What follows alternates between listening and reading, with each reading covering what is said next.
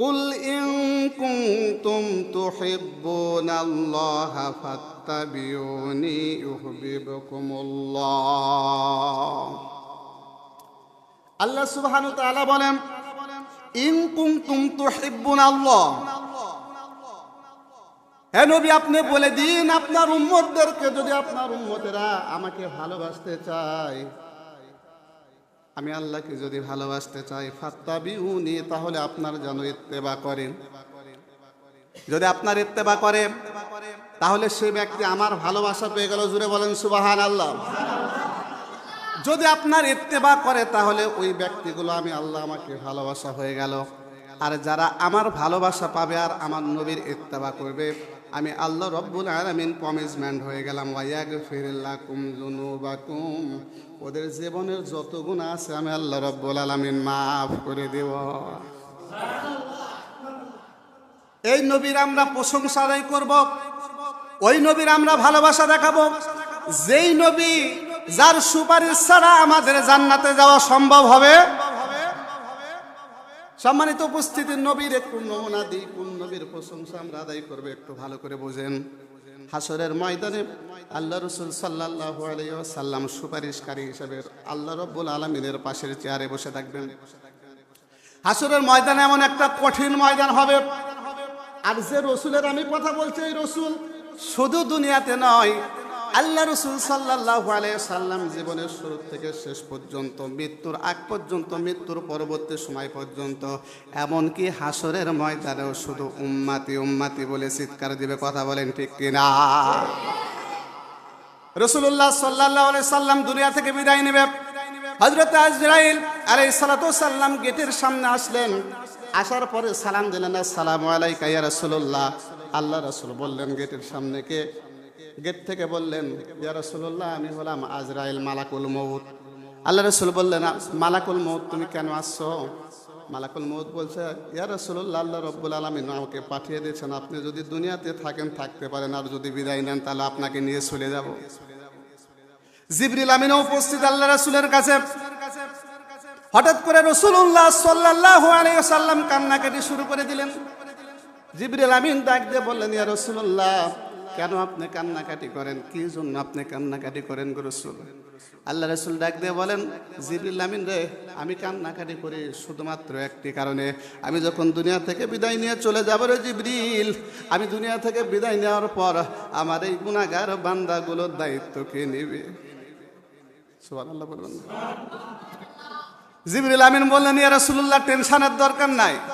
আল্লাহ রাসূল বললেন, জিবরিল যাও, আমার আল্লাহর কাছে যাও, আমার আল্লাহর কাছে যা বলো, আমি যখন বিদায় নিয়ে দুনিয়া থেকে বিদায় নিয়ে চলে যাব, আমার গুনাহগার উম্মতের দায়িত্বটা কে নেবে? জিবরিল আমিন আল্লাহ রাব্বুল আলামিনের কাছে চলে গেলেন। যাওয়ার পরে আল্লাহ রাব্বুল আলামিন জিবরিলকে কন্দনরত দেখতে পেয়ে জিবরিল আমিনকে ডাক দিয়ে বললেন, জিবরিল রে, তুমি কেন কাঁদো?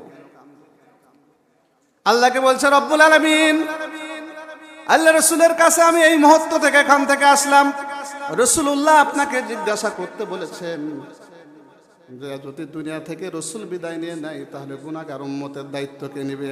আল্লাহ রাব্বুল আলামিন ডাক দিয়ে বলেন, জিবরিল রে, তুমি এই মুহূর্তে সঙ্গে সঙ্গে চলে যাও, আমার রাসূলকে খবর দিয়ে দাও, আমার রাসূল যদি দুনিয়া থেকে বিদায় নিয়ে চলে আসে, ওই গুনাহগার উম্মতের দায়িত্ব আমি আল্লাহ রাব্বুল আলামিন নিয়ে নেব। জোরে বলেন সুবহানাল্লাহ।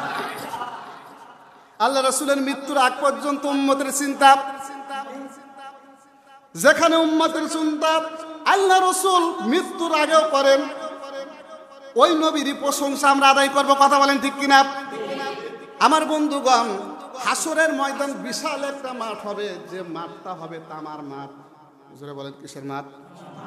তামার মাঠ। লোহার চাইতেও কিন্তু গরম বেশি, তাই কিনা? এমন একটা উত্তপ্ত মাঠ। ওই সময় কোনো সুপারিশকারী থাকবে না, কোনো প্রশংসাকারী থাকবে না। দুনিয়াতে যদি আমরা কারো চাকরি নিতে যাই, সর্বপ্রথম এমপির কাছে দৌড়াই। কথা বলেন, এমপির কাছে যা আমরা দরখাস্তটা আগে দিই, ভাই একটু সিগনেচার করেন, আমার ছেলের চাকরি হবে। যদি আমরা একটা কাট করে নিতে চাই, ইউনিয়ন পরিষদের যদি একটা কাট করে নিতে চাই, দেখবেন খেয়াল করে মেম্বারের কাছে অথবা চেয়ারম্যানের কাছে যে একটু সুপারিশ নাই কিনা। কিন্তু এই হাসরের ময়দান এমন একটা ময়দান, যে ময়দানে কেউ কারো সাক্ষ্য দিবে না, কেউ কারো সুপারিশ করবে না, কেউ কারো আমল কারো ভাগে দিয়ে দিবে না। ওই সময় শুধুমাত্র নিজের টেনশন নিয়ে নিজে নিজে চিন্তা করতে হবে। ওই দিনে একজনই বিচার করবেন, তিনি হলো আমার আল্লাহ। ইয়াউমা তামলিকু নাফসুন লিনাফসিন শাইআ ওয়াল আমরু ইয়াউমা ইযিল লিল্লাহ। জোরে বলেন আল্লাহু আকবার। সুপারিশকারী কেউ থাকবে না ওই দিনে। একমাত্র শুধুমাত্র কেবলমাত্র বিচার করবে হলো আমার আল্লাহ। ওই দিন কোনো মানুষ কারো সিগনেচার খাটবে না, কারো সুপারিশ খাটবে না।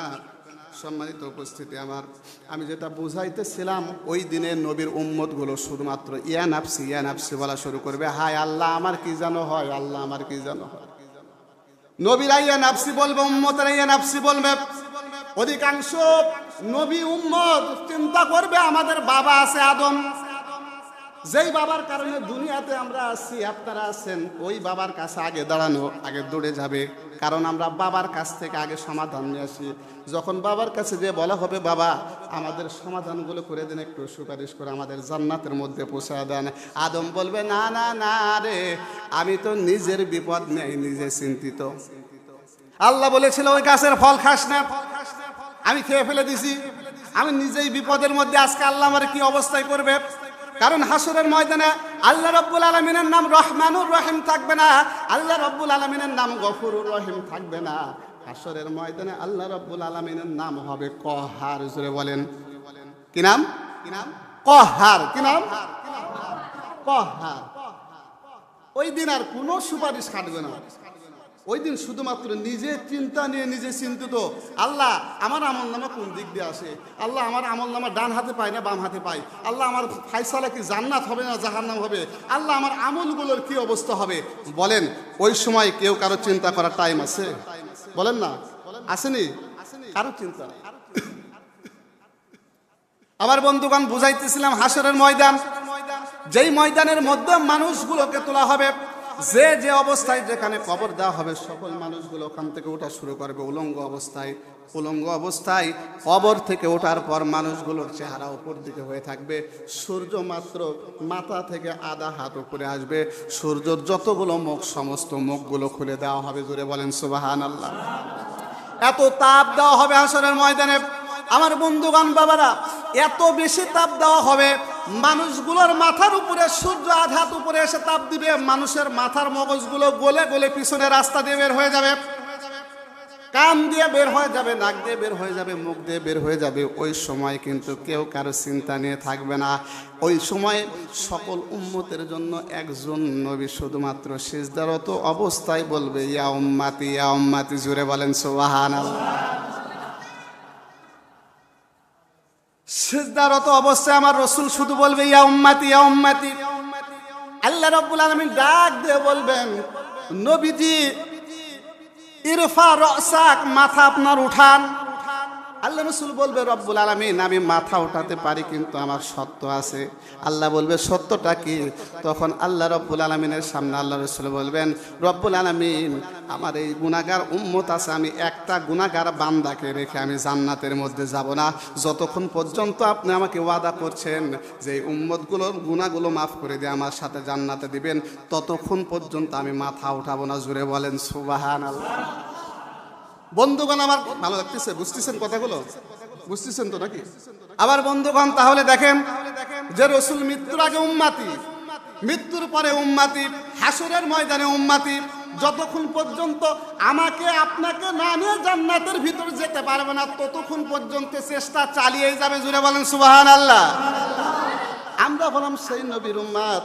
আল্লাহ রাব্বুল আলামিন যখন রাসূল মাথা উঠাবেন, উঠানোর পরে যেহেতু রাসূলের সাথে ওয়াদা হয়ে গেছে যে গুনাহগার উম্মতের গুনাহগুলো মাফ করে দিতে হবে, তখন সঙ্গে সঙ্গে আল্লাহ রাব্বুল আলামিন ফেরেশতাদের ডাক দিয়ে বলবে, শেষ জামানার যত উম্মত আছে, দেখো ওই উম্মতগুলো কার আমল নামায় ওসিলা কোনো একটা নেক কাজ আছে দেখে নাও।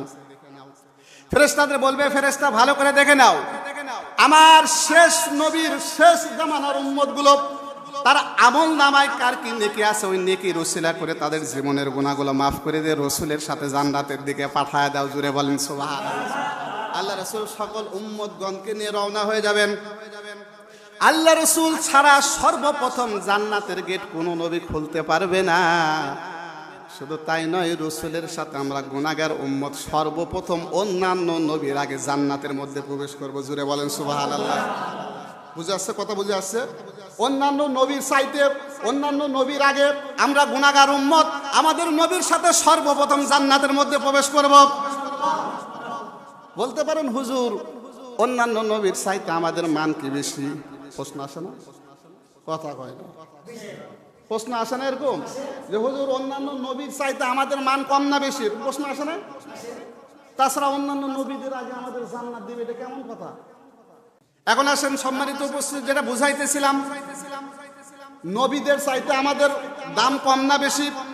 যেহেতু রসুলের সাথে আমাদের আগে জান্নাতে দিবে, সেহেতু আমাদের মানদণ্ড করতে হবে নবীদের মান বেশি না আমাদের মান বেশি। সম্মানিত উপস্থিতি, বোঝানোর ক্ষেত্রে আমি চিন্তা করে আপনাদের এই এলাকার এমপির নাম কি? এই এলাকার এমপির নাম কি? ইমাস? ইমাস তো না, একটু গামা হয়েছিল, তাই না? আচ্ছা গেল, ভালো করে বুঝেন। সে মনে করেন আপনাদের এলাকায় বিশাল বড় একটা আয়োজন করেছে। তো আয়োজন করার পরে আপনি মনে করেন আমাদের দেশের প্রধানমন্ত্রীকে দাওয়াত দিয়েছেন এবং এলাকার যত, তার সাথে যত এমপি মন্ত্রী, 300 আসনের যত এমপি আছেন সকলকে দাওয়াত দিয়েছেন। সে মনে করেন ধরেন দাওয়াত দিয়েছেন। দাওয়াত দেওয়ার পরে আসুন, প্রত্যেকটা সরকারের সাথে একজন পিএস থাকে না? কথা কয় না? থাকে না? প্রত্যেকটা মন্ত্রীর সাথে একজন পিএস থাকে না? প্রত্যেকটা এমপির সাথে একটা করে পিএস থাকে না? থাকে কিনা? এমনকি বর্তমান ইউনিয়ন পরিষদের চেয়ারম্যানের সাথে পিএস থাকে, তাই কিনা? এখন আসেন, সর্বপ্রথম আপনি যে আয়োজন করেছেন, এই আয়োজনের যে গেট উদ্বোধন করা হবে, এই গেট উদ্বোধন করবে হলো প্রধানমন্ত্রী। কে করবে? কে করবে? প্রধানমন্ত্রী করবে। এখন গেট যখন আপনি উদ্বোধন করবেন, প্রধানমন্ত্রী চলে আসছে, আসার পরে ওই যে ফুল লাগানো আছে, ফুলটা কেসি দিয়ে কি করতে হবে? কেটে দিবে হলো প্রধানমন্ত্রী, তাহলেই উদ্বোধন হয়ে গেল। এখন প্রধানমন্ত্রী এসে সর্বপ্রথম কি করলো?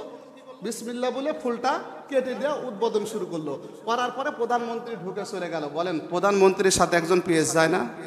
থাকবে কিনা? অল টাইম থাকে কিনা? এরপরে একজন মন্ত্রী যাবে, মন্ত্রীর সাথে কে যাবে? একজন পিএস যাবে। এখন আসুন, সর্বপ্রথম যে প্রধানমন্ত্রী আগে গেল, প্রধানমন্ত্রীর সাথে একজন পিএস গেল, ওই পিএস এর লেখাপড়ার যোগ্যতা বেশি না পরে যে মন্ত্রী গেল তার যোগ্যতা বেশি? তাই কিনা? মন্ত্রীর যোগ্যতা কম না বেশি? ওই পিএস যে গেল প্রধানমন্ত্রীর সাথে, প্রধানমন্ত্রী পিএস এর ক্ষমতা বেশি না একজন মন্ত্রীর ক্ষমতা বেশি? মন্ত্রীর ক্ষমতা বেশি। কিন্তু পিএস এর ক্ষমতা কম হওয়ার পরও, পিএস এর যোগ্যতা কম হওয়ার পরও প্রধানমন্ত্রীর সাথে থাকার কারণে পিএস মন্ত্রীর আগে আগে চলে গেছে ভিতরে। কথা বলেন ঠিক কিনা? ঠিক আমাদের মান তেমন নাই, আমরা গুনাহগার, আমাদের আমল তেমন নাই। কিন্তু রসুলের সাথে সম্পর্ক থাকার কারণে, রসুল আমাদের প্রধানমন্ত্রী হওয়ার কারণে, রসুল আমাদের সবচেয়ে যুগোপযোগী আমাদের হাবিব হওয়ার কারণে আমরা রসুলের পিএস হিসাবে সর্বপ্রথম অন্যান্য নবীর আগে জান্নাতের মধ্যে প্রবেশ করবো। জুড়ে বলেন না? বুঝা আছে? কোনো সমস্যা আছে? সমস্যা কোনো? সম্মানিত উপস্থিতি, তাহলে আমরা সর্বপ্রথম জান্নাতের মধ্যে প্রবেশ করলাম ওই রসুলের সাহাবী, আমরা ওই রসুলের উম্মত আমরা। আর আমরা উম্মত হিসাবে যে রসুল আগে আমাদেরকে জান্নাতের মধ্যে নিয়ে গেল, ওই রসুলের সুপারিশ আমাদের করতে হবে কিনা? জোরে বলেন। সাহাবীরা আল্লাহ রসুলকে ভালোবাসতেন যথেষ্ট পরিমাণ, এত বেশি সাহাবীরা ভালোবাসতেন যে সাহাবীদের ভালোবাসার নমুনায় আমরা আপনারা কোনো কিছুই নয়। একজন সাহাবী, সর্বনিম্ন একজন সাহাবী, ওই সাহাবীর আমল আর আমাদের সকল উম্মতের আমল যদি এক পাল্লাই করা হয়, সর্বনিম্ন একজন সাহাবীর আমল যদি আর এক পাল্লাই করা হয়, তাহলে ওই একজন সাহাবীর আমল সবচেয়ে আমাদের চাইতে সবচেয়ে বেশি হবে। জোরে বলেন ঠিক কিনা? আমাদের আমলের চাইতে একজন সাহাবীর আমল বেশি, আমাদের ইমানের চাইতে একজন সাহাবীর ইমান বেশি। কথা বলেন ঠিক কিনা? ওরা রসুলের ভালোবাসার জন্য জীবন দিয়ে দিয়েছেন, ওরা রসুলকে পাওয়ার জন্য জীবন দিয়ে দিয়েছেন। বিবাহ করবে, বিবাহের জন্য বাজার করতে গেছে, রসুল জিহাদের ময়দানে ডাক দিয়েছে, সঙ্গে সঙ্গে জিহাদের মধ্যে চলে গেছে, যাওয়ার পরে শহীদ হয়ে গেছে। একজন সাহাবী ক্ষুধার্ত অবস্থায়, খাবার নাই পেটে, রসুল জিহাদের ময়দানে ডাক দিয়েছে, চলে গেছে। আর আমরা যদি এখনই এখানে যদি ওলামায়ে কেরামদের নিয়ে একটা আন্দোলনে নামে একজনাকে খুঁজে পাওয়া যাবে? তাহলে সাহাবীদের ঈমান বেশি না আমাদের ঈমান বেশি? কথা বলেন। সম্মানিত উপস্থিতি, যেটা বুঝাইতেছিলাম, সাহাবীরা রাসূলকে এত বেশি ভালোবাসতো, এত বেশি ভালোবাসতো।